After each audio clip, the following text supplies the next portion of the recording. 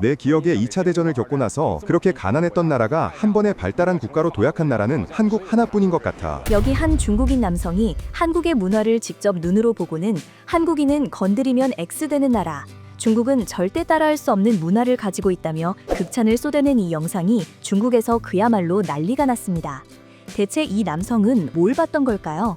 세종대왕 동상 앞에서 이 중국인 남자는 세종을 문맹을 없앤 왕이자 한글을 만든 위대한 선생님이라고 소개합니다. 이쪽에는 세종대왕, 한국인들 마음속의 민족 영웅이고 한글을 만든 그 선생님이고, 이 선생님은 한국인들 마음속의 민족 영웅이지. 세종대왕의 가장 큰 업적은 바로 한글을 만든 거야. 그전에는 말이야, 한국에서 글 아는 사람들은 전부 한자를 배워야 했어. 여기 이렇게 써 있잖아. 이거 다 고대 중국어잖아. 근데 한자는 좀 어렵잖아. 그래서 일반 백성들은 대부분 문맹이었고 문맹률이 꽤 높았던 거지. 그가 한글을 만든 이후에는 조선 민족 전체가 완전 문맹 상태에서 벗어날 수 있게 된 거야. 민족에게는 확실히 굉장히 중요한 일이었지. 근데 사실은 중국어 한자 안에 있는 발음을 이런 식의 표음 문자로 적어낸 거야. 왜냐하면 한글이라는 게 본질적으로는 그냥 봐봐, 그 자음 모음들 이런 거. 세종대왕 사실상 한어 병음 같은 거지. 그걸 그냥 다른 방식으로 적어낸 거야. 그래도 뭐 괜찮지. 어쨌든 이런 방식으로 쓰니까 이제는 상형 문자가 아니니까. 이게 바로 세종대왕이 만든 한글이고, 사실 그냥 히읗, 슈옷, 비읍 이런 소리 나는 거야. 대충 이해는 했어. 어쨌든 일반 백성들이 읽기 훨씬 쉬워진 거지. 한국은 세계 최상위권에 속할 정도로 문맹률이 매우 낮은 나라에 속합니다. 유네스코 통계 기준으로 보면 한국 문맹률은 아예 0%가 찍힌다고 합니다. 이 중국인 남성에게 세종대왕은 단순한 역사 속 왕이 아니라 글자를 만들어서 백성을 깨운 사람으로 보이는 듯합니다.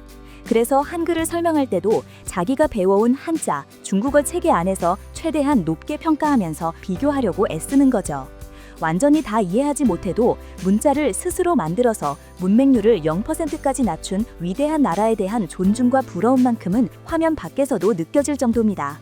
이 중국인 남성은 전쟁 뒤 1인당 GDP 67달러, 아프리카보다 가난했다는 한국 나라였다며 한국의 폭풍 성장은 정말 말이 안 된다는 말을 하게 됩니다. 우리가 한국 하면 떠오르는 게, 항상 먼저 떠오르는 게 걸그룹이고 고기구이이고, 그리고 그들의 문화 수출이지. 한국 드라마, 영화 이런 거.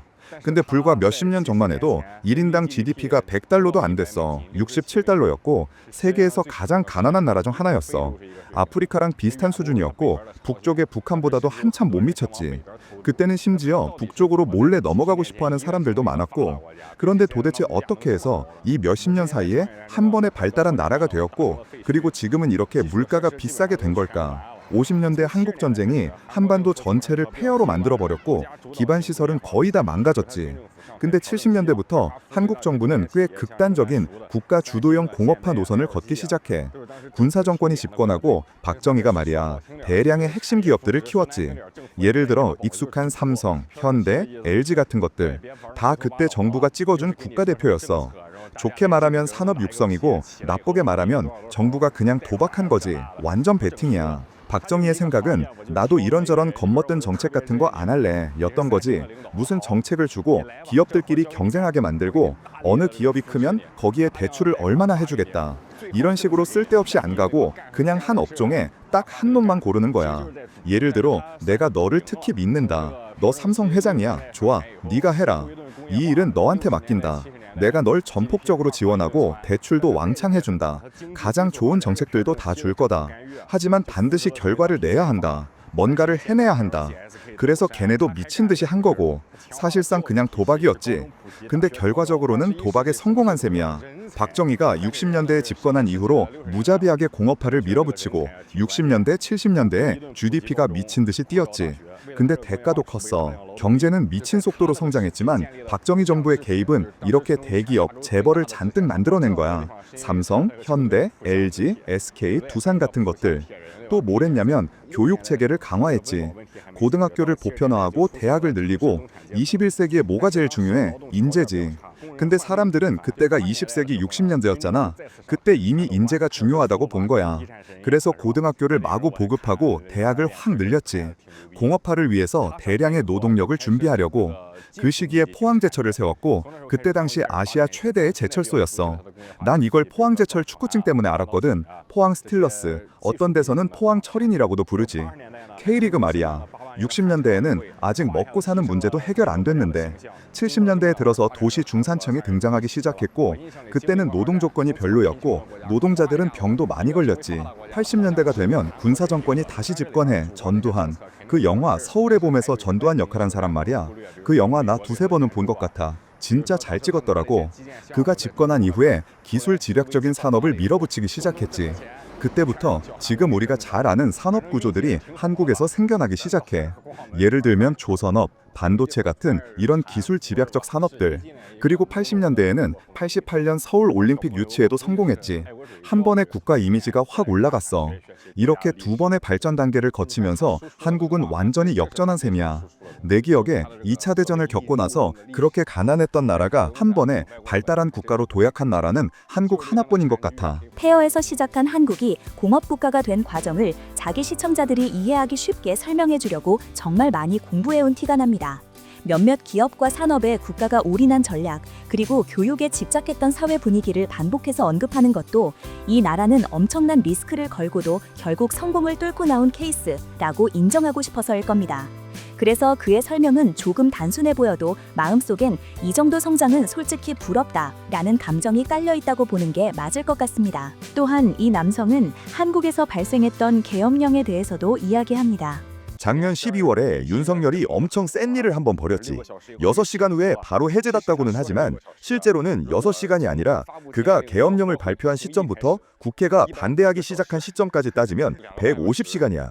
뭐 2시간 반 만에 이미 제압되긴 했지만 계엄령을 발표하자마자 10분 만에 시민들이 전부 여의도라고 하는 데로 몰려갔지. 여의도 말이야. 이게 이미 근육기억이 되어버린 거야. 이 짧은 건국 이후 역사에서 다들 알다시피 시민들이 여러 번 국회를 포위하고 이런 일들을 했거든. 여기 시민들이 꽤 안 온순해. 일만 생기면 바로 거리로 나와. 이게 짠 건지 짠 게 아닌지 모르겠는데 10분도 안 돼서 바로 여의도로 가서 국회를 포위했고 그때 국회 안으로 들어간 한 명이 있었지.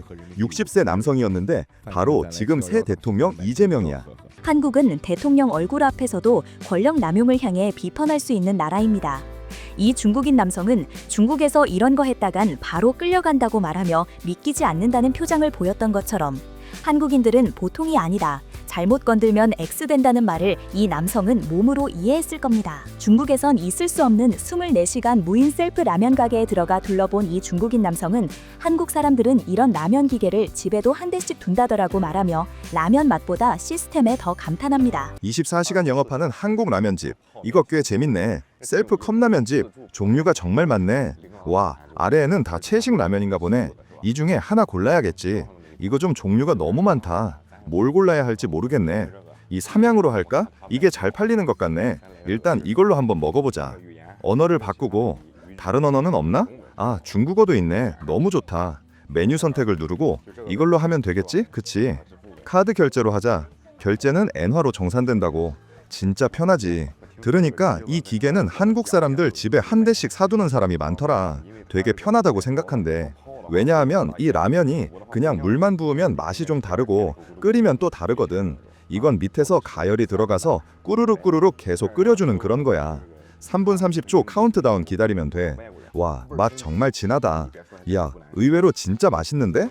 내가 꽤 크고 나서야 아마 20살 넘어서였을 거야. 그때서야 한국 라면이란 게 끓여서 먹어야 한다는 걸 알게 됐어. 한번 그렇게 해봤더니 진짜 괜찮더라고. 우리가 익숙한 캉스프 같은 라면들이랑은 확실히 좀 다르긴 해. 한국 사람들이 얼마나 편리함과 시스템을 중시하는지를 온몸으로 체험하고 있습니다. 중국에서 무인 가게는 생각조차 할 수 없는 시스템인데 한국에서는 엄청난 시민의식 때문에 이것이 가능하다는 것에 매우 놀라고 말죠.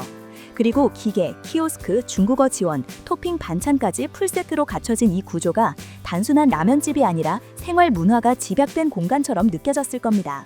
그래서 그는 라면 맛보다 이 정도 일상까지 이렇게 설계해 놓은 나라라면 다른 부분은 더 말해 뭐 하겠냐는 생각을 조용히 하고 있을 가능성이 큽니다. 횡단보도 앞에서 차들이 멀리서 멈춰서자 이 중국인 남성은 한국 운전자들은 정말 먼저 서서 보행자를 기다려준다고 말하고 이어서 손흥민 광고판을 가리키며 이런 나라에서 이런 선수가 나오는 것도 이해된다고 정리합니다. 와, 내 뒤에 저 차 보행자 양보하는 거 장난 아닌데? 차가 아직 멀리 있는데도 벌써 저기서 멈춰서 있어. 우리도 지금은 비문명적인 행동이 많이 줄었고 우리도 요즘은 기본적으로 다 보행자 먼저 보내주잖아, 그치? 저거 토트넘의 레전드 아니야? 진짜 대단하지? 프리미어리그 득점왕을 따냈으니까 아시아 사람이 프리미어리그 득점왕이라니 진짜 엄청난 거지. 이건 뭐 깎아낼 수도 없고 진짜 대단한 거야. 이 친구 잘해.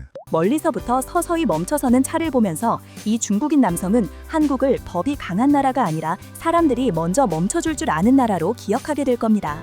그리고 그 위에 손흥민이라는 상징까지 올라가 있으니 그의 머릿속 한국 이미지는 생활 수준도 높고 세계 무대에서 통하는 스타도 있는 나라라는 걸 느끼며 영상은 마무리됩니다.